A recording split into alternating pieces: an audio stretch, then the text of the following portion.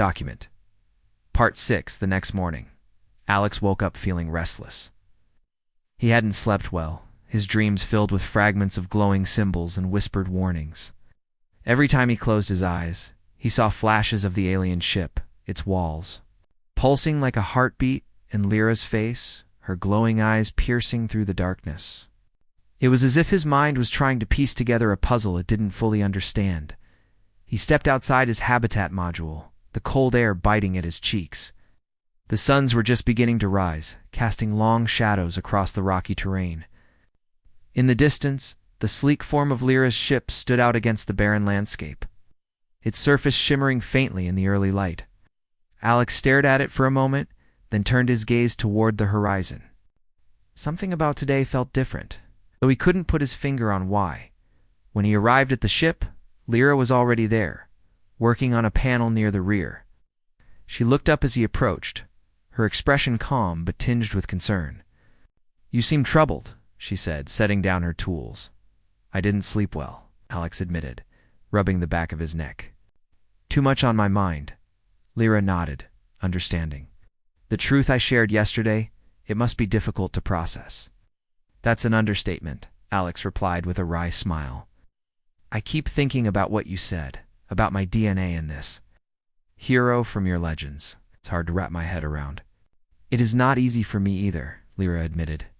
"Prophecies are meant to guide, not dictate, yet they carry weight, shaping expectations we cannot always fulfill."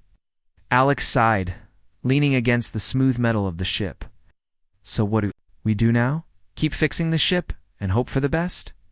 "For now, yes," Lyra said. "The ship is our priority. Without it we cannot move forward. But once it is repaired, we will need to decide where to go, and what to do about the Krylos." "The Krylos," Alex repeated, his stomach tightening at the mention of their pursuers. "Do you think they're close?" Lyra hesitated, her glowing eyes flickering with unease. "They may be. The tracking technology is advanced, and they have been hunting us for cycles. If they discover this moon, they will come." "Then we don't have much time," Alex said, straightening up. "We need to finish repairs and figure out our next steps before they show up." Lyra agreed, and they got to work. Over the next several hours, they focused on stabilizing the ship's power core, a task that required precision and patience. Alex found himself growing more confident as he worked, his hands moving with a steadiness he hadn't felt before. Lyra noticed too, offering quiet words of encouragement whenever he succeeded in completing a tricky repair. But as the day wore on, tensions began to rise. A critical component of the core refused to align properly, no matter how many times they adjusted it. Frustration bubbled beneath the surface, threatening to boil over. Finally, after another failed attempt, Alex slammed his fist against the console in exasperation. "Oh, why won't this thing work?" he snapped, his voice echoing. Through the ship, Lyra placed a calming hand on his shoulder. "We are tired," she said gently. "Take a break. Clear your mind." "Can't afford to take a break," Alex shot back, shaking off her hand. "Every second we waste puts us closer to disaster. And every mistake we make brings disaster closer still," Lyra countered, her tone firm but kind. "You cannot rush perfection." Alex let out a sharp breath, running a hand through his hair. "You're right. I know you're right. It's just hard to stay calm when everything feels like it's falling apart." Lyra nodded, her expression softening. "This is not easy for either of us. But we must remain focused. Together, we will find a solution." Her words calmed him, if only slightly.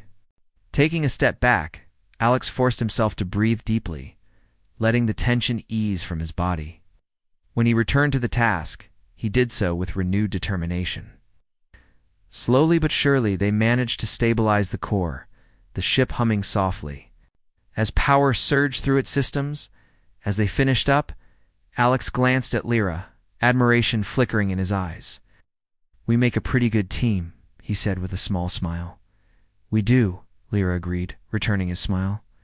"Perhaps that is no accident." Before Alex could respond, a low rumble echoed through the air. Both of them froze, exchanging wary glances. "What?" Alex asked, his voice tight with alarm. Lyra's eyes narrowed as she moved toward the ship's sensors. Her fingers danced across the glowing interface, pulling up data that made her frown deepen. "Something is approaching," she said grimly. "Fast." Alex's heart sank. "The Krylos." "It is likely," Lyra replied, her voice steady despite the gravity of the situation. "Their energy signature matches the readings." "How long do we have?" Alex asked, already moving toward the hatch. "Minutes," Lyra said. "Maybe less." "Then we don't have time to argue," Alex said firmly. "We need to get out of here now." Lyra hesitated, her gaze flickering between the controls and the horizon outside. "The ship is operational, but not fully repaired. If we leave now, we risk further damage or worse. And if we stay, the Krylos will destroy us," Alex countered. "Is that really a better option?" Lyra didn't answer immediately, her mind racing as she weighed their choices. Finally, she nodded. "Prepare for departure. I will initiate launch sequence." Together, they scrambled to ready the ship, their movements quick and deliberate. Alex strapped himself into one of the platforms near the front, gripping the edges tightly as the engines roared to life. Outside, the rumbling grew louder, accompanied by the distant sound of explosions as the Krylos' weapons tore into the moon's surface. "Hold on," Lyra warned as she activated the thrusters. The ship lifted off with a jolt, sending vibrations rippling through its frame. Through the viewports, Alex caught glimpses of the Krylos vessel, a massive, jagged craft bristling with weapons and dark energy. Loomed menacingly over the cliffs, its targeting systems locking onto Lyra's ship. "They're firing," Alex shouted as a blast rocked the vessel, throwing them both off balance. "Shields are holding," Lyra said through gritted teeth, her hands flying over the controls. "But not for long. We need to enter Slipstream." "Slipstream?" Blix repeated, his voice rising in panic. "What does that even mean?" "A faster-than-light travel method," Lyra explained quickly. "It will allow us to escape, but it requires precise calculations. One mistake, and we could be torn apart." "Well, let's not make any mistakes," Alex said dryly, gripping the platform even tighter as another explosion shook the ship. Lyra ignored his comment, focusing all her attention on the navigation system. The glowing symbols shifted rapidly, aligning themselves into a complex pattern that pulsed with energy. "Calculations complete," she announced finally. "Entering Slipstream in 3, 2. The ship lurched violently as it broke free of Epsilon 7's atmosphere, leaving the Krylos behind in a flash of light. For a moment, everything went silent, the hum of the engines fading into a soft whir. Then, with a sudden burst of speed, the stars outside stretched and blurred, pulling them into the vast unknown. Alex exhaled sharply, his body sagging with relief. Did we make it?" "Yes," Lyra said, her voice tinged with exhaustion. "For now." As the ship settled into its course, Alex leaned back, his mind reeling from everything that had just happened. They had escaped the Krylos, but their journey was far from over. Whatever lay ahead, he knew one thing for certain. He couldn't face it alone. End of document, Part 6. Document. Part 5. The days blurred together as Alex and Lyra worked tirelessly on the ship, their bond growing stronger with each passing hour. They had fallen into a rhythm, Lyra, guiding Alex through the complexities of alien technology, while Alex offered practical solutions rooted in his knowledge of Earth sciences. Despite their differences, they complemented each other well, their combined efforts breathing new life into the damaged vessel. One evening, after hours of repairing a stubborn energy conduit, they decided to take a break.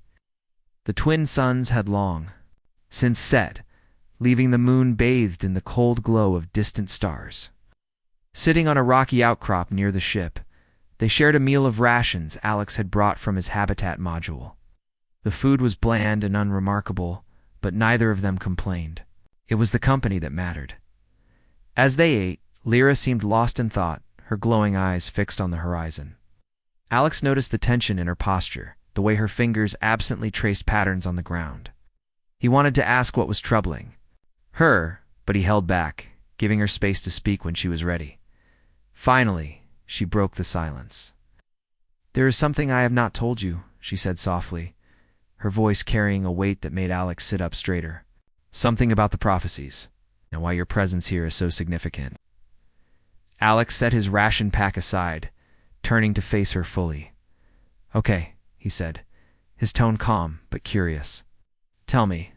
Lyra hesitated, as if searching for the right words. "Is the hero from our legends, the one you resemble? He did more than save my people during the war.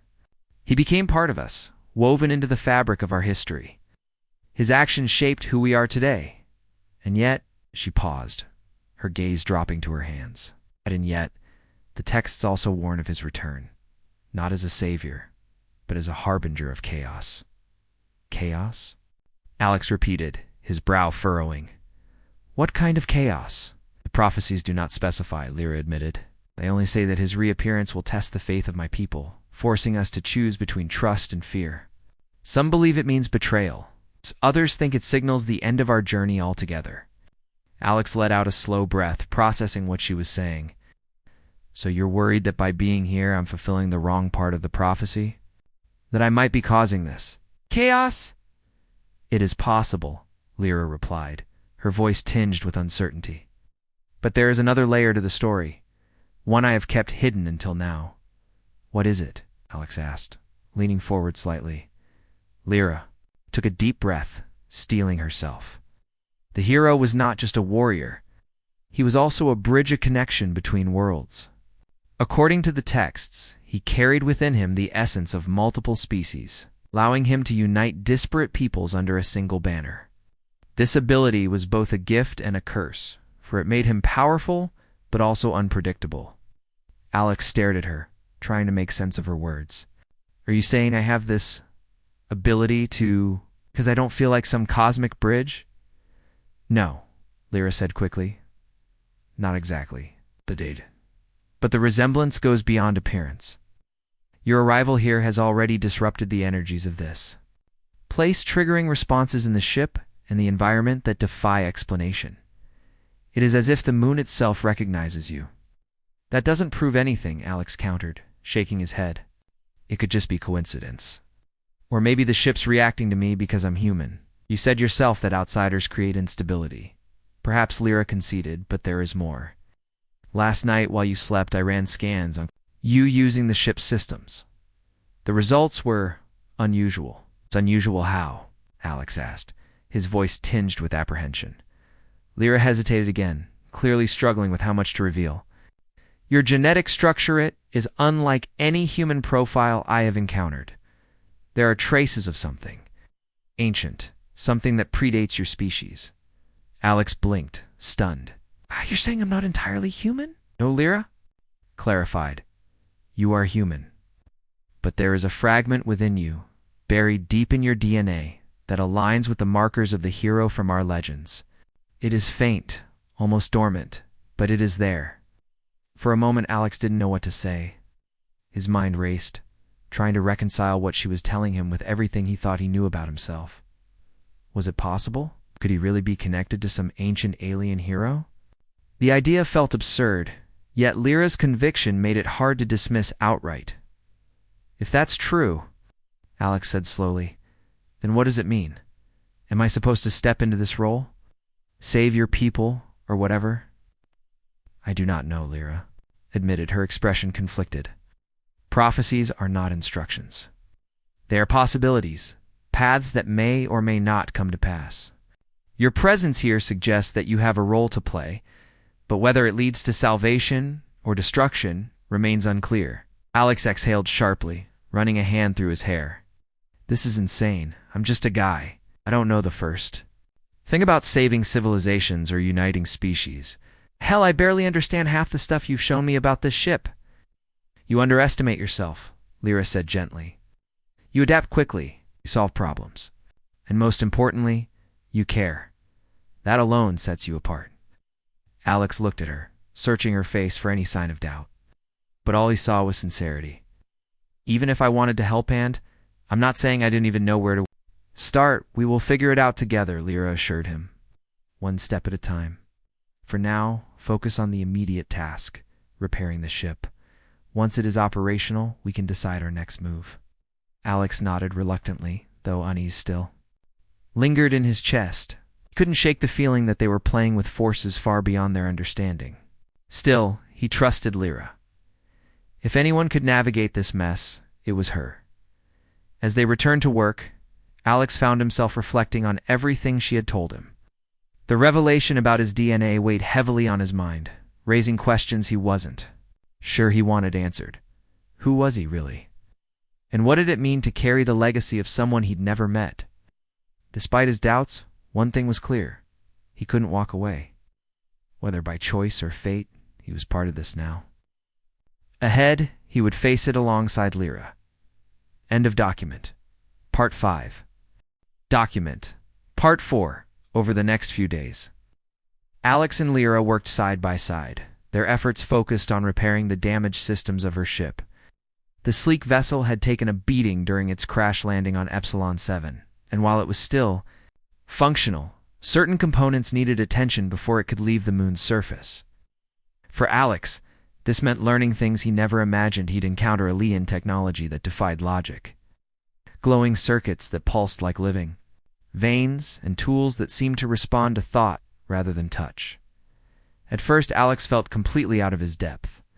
Every time he tried to fix something, he ended up making it worse.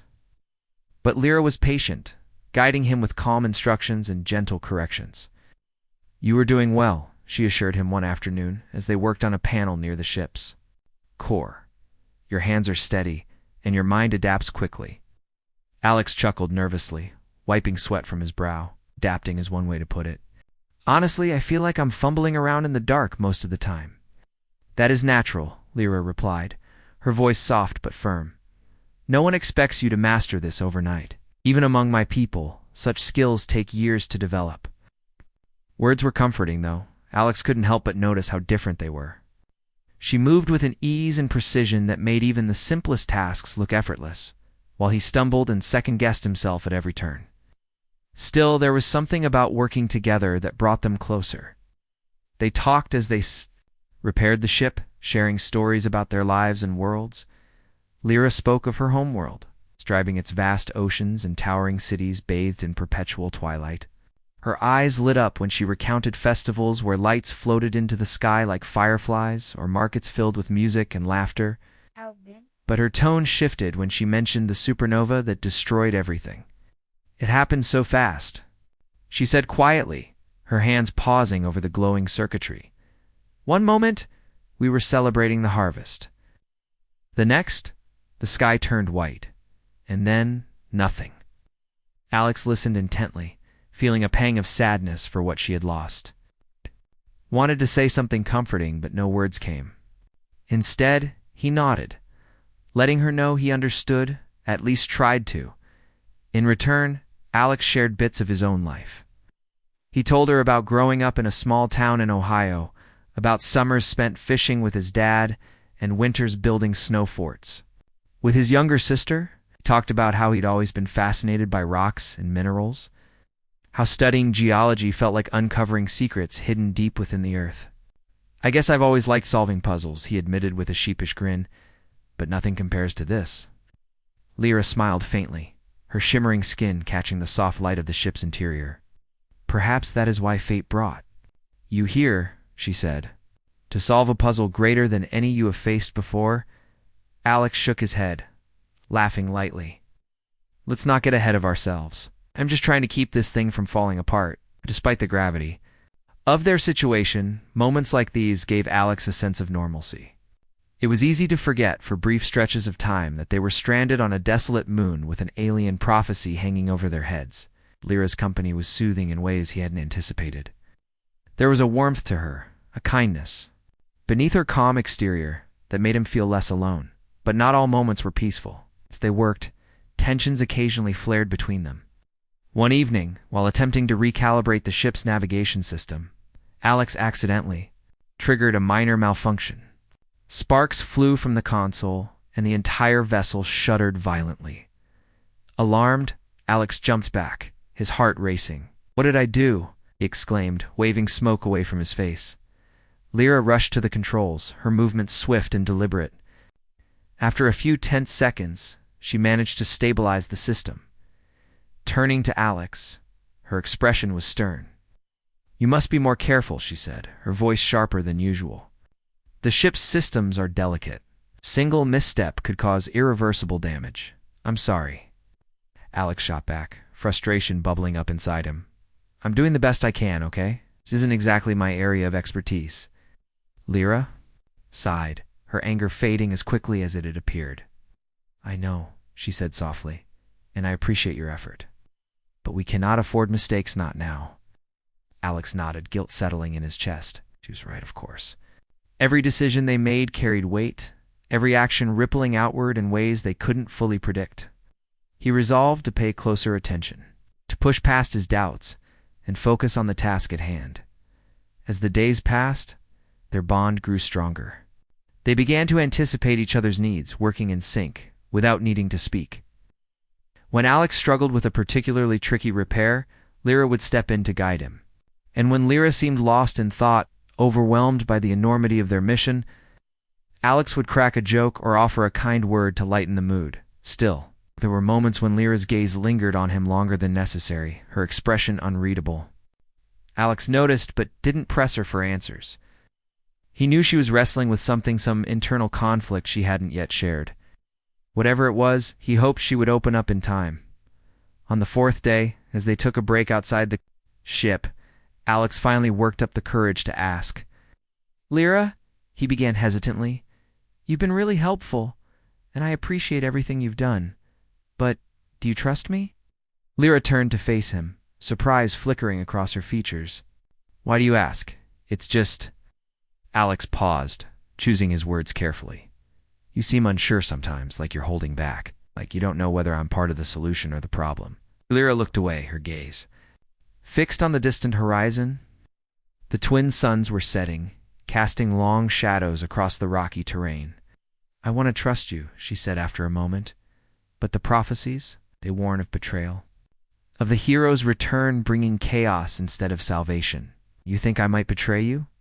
Alex asked, his voice tinged with hurt. No, Lyra replied quickly, meeting his gaze again. That is not what I believe. But the uncertainty weighs heavily on me.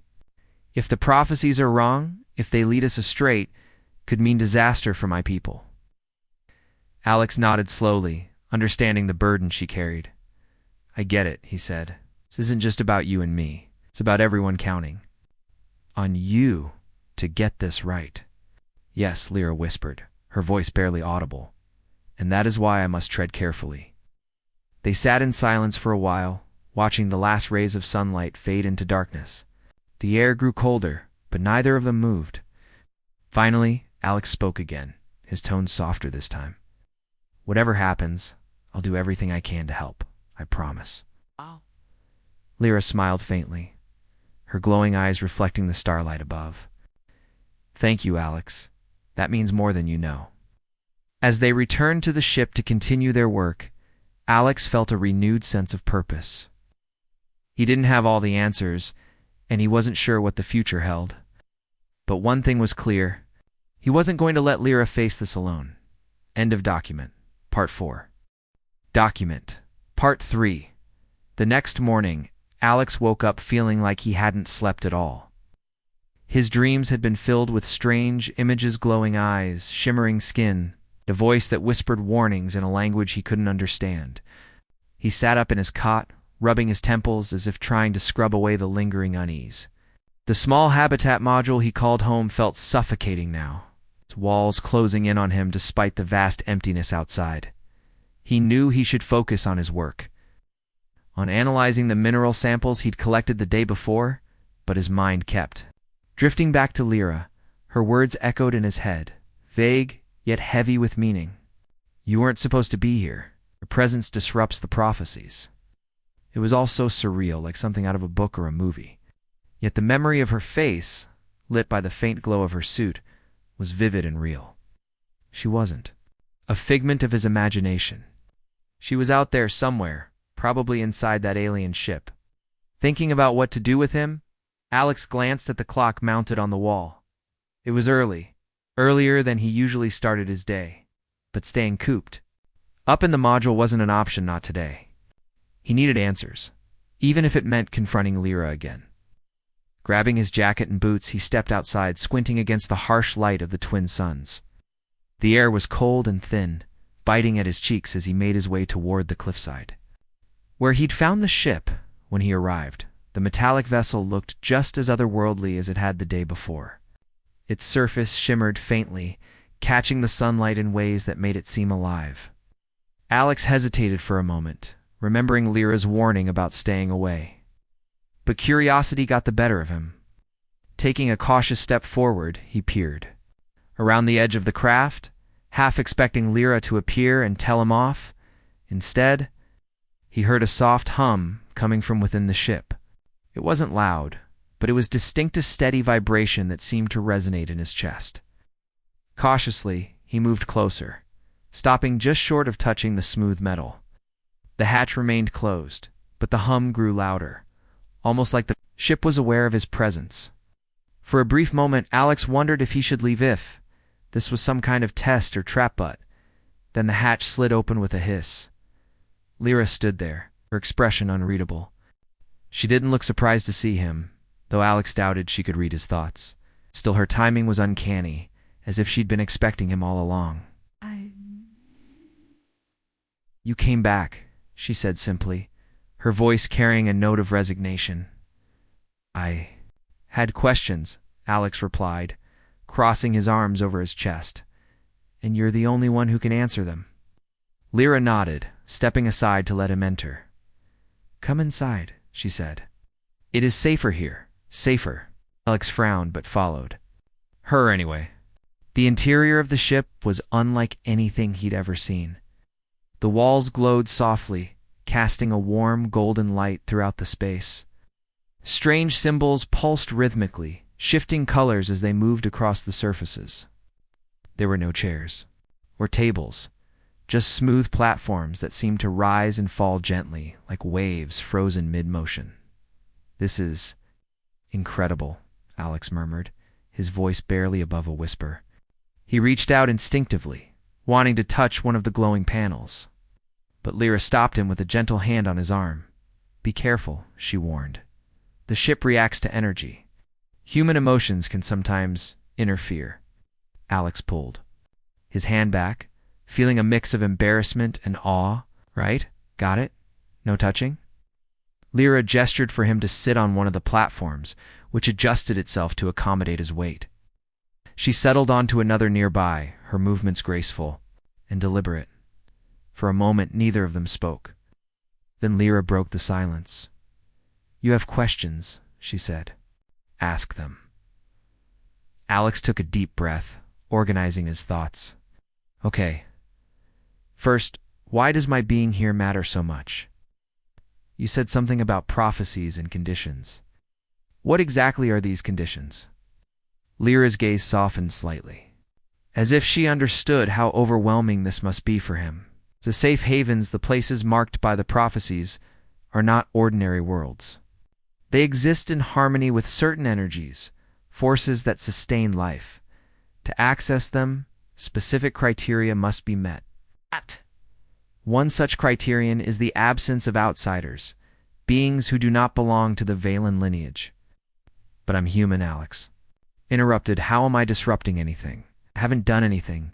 "It is not what you have done," Lyra explained patiently. "It is who you are, or rather, who you resemble. The hero from our legends. His image is tied to the activation of the safe haven. Seeing you here triggers conflicting signals, making it unclear whether the prophecy has been fulfilled or corrupted." Alex rubbed his temples, frustration bubbling up inside him. "So I'm either completing the prophecy or ruining it." "That doesn't help me at all." "The uncertainty is difficult," Lyra admitted, "even for me. Prophecies are not always clear. They require interpretation, context, and your presence. Complicates matters." "Complicates how?" Alex pressed, leaning forward. "What happens if the prophecy is corrupted? Does the safe haven disappear? Do we all blow up?" Lyra hesitated, her glowing eyes flickering with concern. "I do not know for certain. But the texts warn of instability, of chaos spreading. Beyond this moon, if the prophecy fails, the consequences could affect both our peoples." Alex let out a long sigh, running a hand through his hair. This was too much, too big. How was he supposed to handle something like this? He wasn't a hero. He wasn't even sure he believed in destiny or fate. All he wanted was to go back to his quiet, predictable life of studying rocks. What about the Krylos? He asked suddenly, remembering the name Lyra had mentioned before. Who are they? Lyra's expression darkened, and for the first time Alex saw anger in her eyes. The Krylos are hunters, scavengers. They prey on refugee species like mine, enslaving survivors and stealing their resources. They've been tracking us for cycles, waiting for an opportunity to strike. And they know about this place? Alex asked, his stomach sinking. They may, Lyra replied grimly. If they discover the safe haven, they will stop at nothing to claim it for themselves. That is why we must be cautious.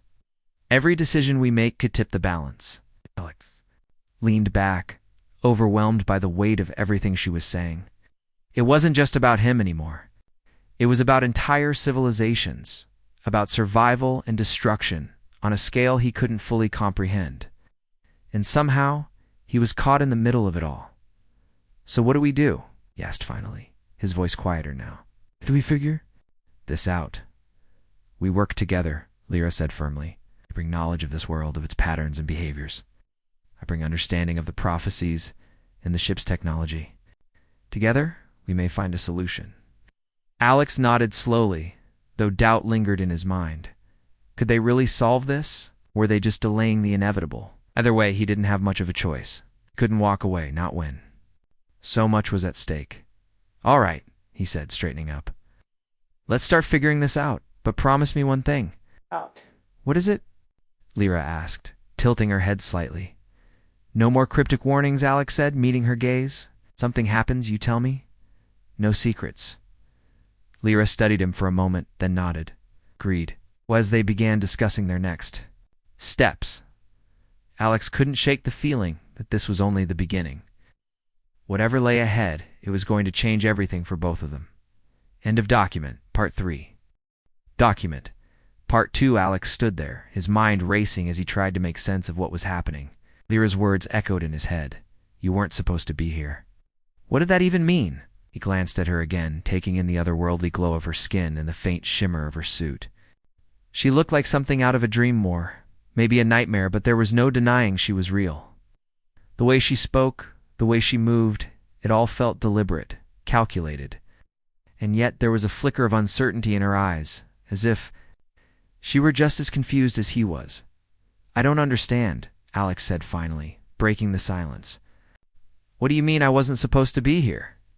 This is my job. I'm a geologist. I study rocks. Lyra tilted her head slightly, her expression unreadable. For a moment, she didn't respond. Then she took a step closer, her movement smooth, and almost too graceful to be natural. Alex instinctively stepped back, though not because he was afraid of her. It was more like a reflex, a reaction to how strange everything about her felt. You are human, Lyra said slowly, her voice soft but firm. This place, it was never meant for humans. Her words sent a shiver down Alex's spine. Never. Meant for humans? What did that even mean? Is this some kind of alien territory? Had he accidentally stumbled into something dangerous without realizing it? He opened his mouth to ask. But Lyra continued before he could speak. My people, we call ourselves the Valentzar Travelers. We seek refuge among the stars. This moon, she paused, gesturing vaguely at the barren landscape around them. It is one of many destinations marked by ancient prophecies, safe havens, places where we might rebuild after losing our homeworld. Alex blinked, trying to process what she was saying. Prophecies, safe havens. Your homeworld? He asked cautiously. What happened to it? Pain flashed across Lyra's face, so brief that Alex almost missed it. When she spoke again, her voice carried a weight that made him regret asking. Our star died, supernova. Consumed everything, our cities, our forests, our oceans. Billions perished. Those who survived fled, guided by prophecies left behind by our ancestors. These prophecies tell us where to go, which worlds will sustain life, which paths lead to salvation. Alex stared at her, his chest tightening. He couldn't imagine what it must have been like to lose an entire planet, to watch everything you knew vanish in an instant. But there was still something she wasn't telling him, something important. Okay, he said slowly. Does it matter that I'm here? How does me being on this moon change anything? Lyra hesitated, her glowing eyes searching his face, as if looking for answers to questions she hadn't asked. The prophecies, they're specific. They speak of conditions that must be met for each safe haven to reveal itself. Your presence disrupts those conditions. Alex frowned, frustration bubbling up inside him. That doesn't explain anything. What conditions? What am I doing wrong? Right. It is not what you are doing, Lyra replied, her tone softening slightly. It is who you are, or rather, who you resemble. Who I resemble, Alex repeated, confusion twisting into irritation. Look, I don't know what you're talking about. I'm just a guy from Earth. I don't look like anyone special. Lyra shook her head, her shimmering hair catching the fading light of the twin suns. Not special to you, perhaps, but to my people. She trailed off, her gaze drifting past him as if lost in thought. After a moment, she refocused on him, her expression serious. There is a legend among the Valens, a story of a hero who saved us during our darkest hour, centuries ago. This hero fought against overwhelming odds, leading my people to victory when all hope seemed lost. His name has been forgotten, but his image remains etched in our history. Alex raised an eyebrow, skepticism creeping into his voice. And you think I look like this? Hero? I do not think Lyra corrected him. I know the resemblance is uncanny. It is why I froze when I first saw you. You bear his likeness almost perfectly. Alex let out a short laugh, shaking his head in disbelief. This has to be a mistake. I'm nobody. Just a regular guy doing a boring job. I'm definitely not some legendary space hero. Lyra didn't smile or argue. Instead, she studied him silently, her glowing eyes unwavering. Legends often begin with ordinary individuals, she said after a moment. Perhaps your arrival here is no coincidence. Perhaps it is part of a greater design. Or perhaps you've got the wrong guy, Alex shot back, crossing his arms over his chest. I don't know anything about your people or your prophecies. I'm just trying to figure out how to get through the day without losing my mind out here. Lyra nodded slowly, acknowledging his frustration. I understand your skepticism. If I were in your position, I would feel the same. But the truth remains you are here, and your presence alters the course of events foretold in the prophecies. Whether by chance or design, you cannot ignore the implications. Alex sighed, running a hand through his hair. This whole situation was absurd. Aliens, prophecies, cosmic designs, it sounded like the plot of a bad sci-fi movie. Yet here he Was standing face to face with someone who clearly believed every word she was saying. And worse, she seemed to think he had some kind of role to play in all of this. So what happens now? Alex asked, his voice tinged with resignation. Do I pack up and leave? Go back to pretending none of this ever happened? Lyra hesitated, her expression conflicted. I do not know, she admitted. The prophecies warn of danger if the hero returns among outsiders. They speak of betrayal, of chaos. But they also promise salvation if the hero fulfills his destiny. I cannot predict which path lies ahead. Great, Alex muttered under his breath. It's great. So I'm either a savior or a ticking time bomb that narrows it down. Despite his sarcasm, Lyra didn't react. She simply stood there, watching him with an intensity that made him uncomfortable. Finally, she spoke again, her voice softer. This time, I need time to think, to decide what to do next. Until then, you should stay away from the ship. It is sensitive to certain energies. Your proximity may cause further disruption. Alex nodded reluctantly, though he wasn't entirely sure what she meant by energies or disruption. Still, he figured it was best not to argue. Fine, he said. I'll keep my distance. But you owe me an explanation sooner or later. I deserve to know what's going on. Agree, Lyra said, inclining her head slightly. You deserve answers, and I will give them to you in time. With that, she turned and walked back toward the sleek metallic vessel embedded in the cliffside. Alex watched her go, his mind swirling with questions he couldn't answer. Who was this woman? What did she want from him?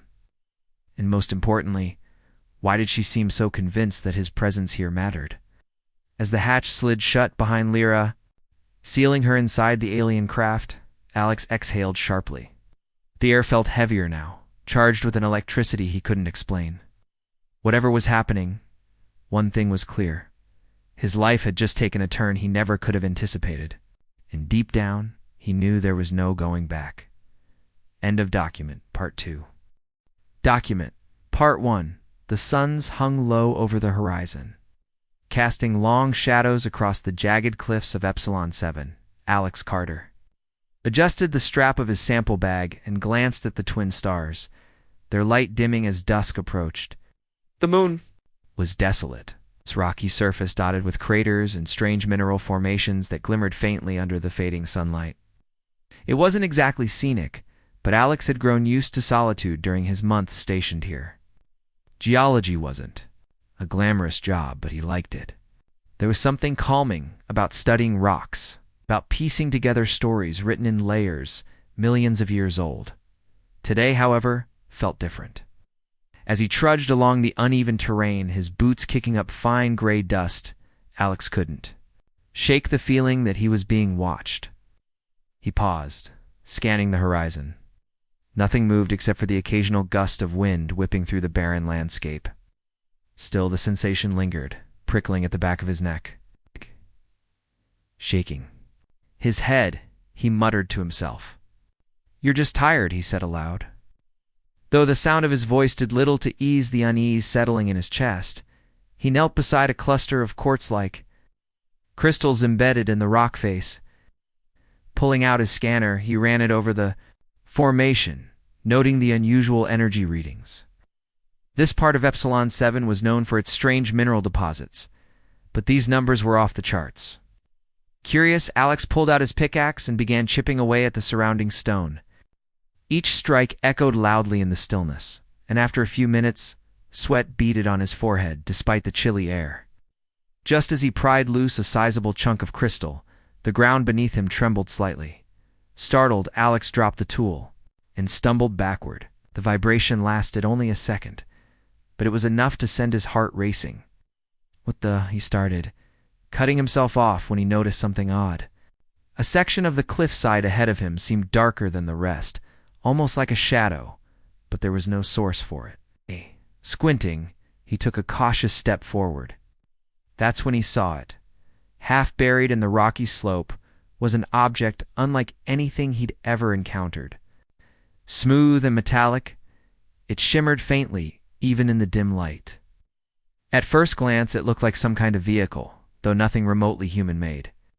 Its surface was flawless, without seams or rivets, and it pulsed gently as if alive. Alex froze, staring at it in disbelief.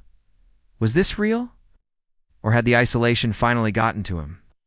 For several moments, he stood rooted to the spot, torn between fear and fascination. Finally, curiosity won out. Taking a deep breath, he approached.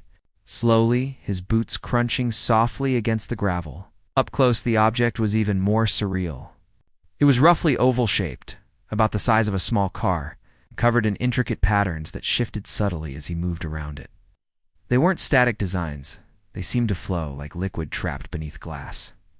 Alex reached out tentatively, his fingers hovering inches above the surface. Before he could touch it, a soft hissing noise filled the air. His hand jerked back instinctively as a seam appeared along the side of the object. With a mechanical whir, a hatch slid open, revealing a dark interior bathed in a faint blue glow. Alex's pulse quickened. What was this thing? Where had it come from? Before he could process what he was seeing, movement caught his eye. A figure emerged from within the vessel, stepping cautiously into the open. Alex blinked, certain his mind was playing tricks on him. Being before him was humanoid in shape, but that was where the resemblance ended. Her skin shimmered with an iridescent sheen, catching the light in ways that made her seem almost ethereal. Her eyes glowed faintly, a pale lavender hue that pierced through the growing darkness. She wore a form-fitting suit that appeared to ripple with energy, its design both alien and impossibly elegant. For a moment, neither of them moved. Alex stared, dumbfounded, while the figure regarded him with an expression he couldn't quite decipher. Then, without warning, she froze. Glowing eyes widened, and her lips parted as if she wanted to speak, but couldn't find the words. Alex opened his mouth to say something, anything, but no sound came out. The silence stretched between them, thick and heavy, until finally the figure took a hesitant step forward. "Who? Who are you?" she asked, her voice melodic yet strained, as though speaking required effort. Alex blinked again, surprised to hear actual words coming from her. His translator device buzzed faintly against his wrist, struggling to interpret the unfamiliar language. After a brief pause, the device kicked in, rendering her question in broken but understandable English. "I'm Alex," he replied, his own voice shaky. Alex Carter. I work here." He gestured vaguely at the surrounding landscape, realizing how absurd that must sound. "Worked where? On this barren rock?" But the figure didn't laugh or dismiss him. Instead, she tilted her head slightly, studying him with an intensity that made him feel exposed. "You shouldn't be here," she said after a moment, her tone carrying a weight that sent a chill down Alex's spine. "This changes everything." Alex frowned, confusion mixing with the lingering sense of awe. "What do you mean? Who are you?" She hesitated, as if weighing her response carefully. "My name is Lyra," she said eventually. "And you?" She trailed off, her gaze flickering over him once more. "You weren't supposed to be here." Her words hung in the air, cryptic and unsettling. Alex swallowed hard, unsure whether to feel frightened or intrigued. Whatever this was, it was far beyond anything he'd imagined possible. And judging by the way Lyra kept looking at him as if trying to solve a puzzle he didn't understand, it seemed like his presence here was more significant than he could have guessed. End of document. Part 1.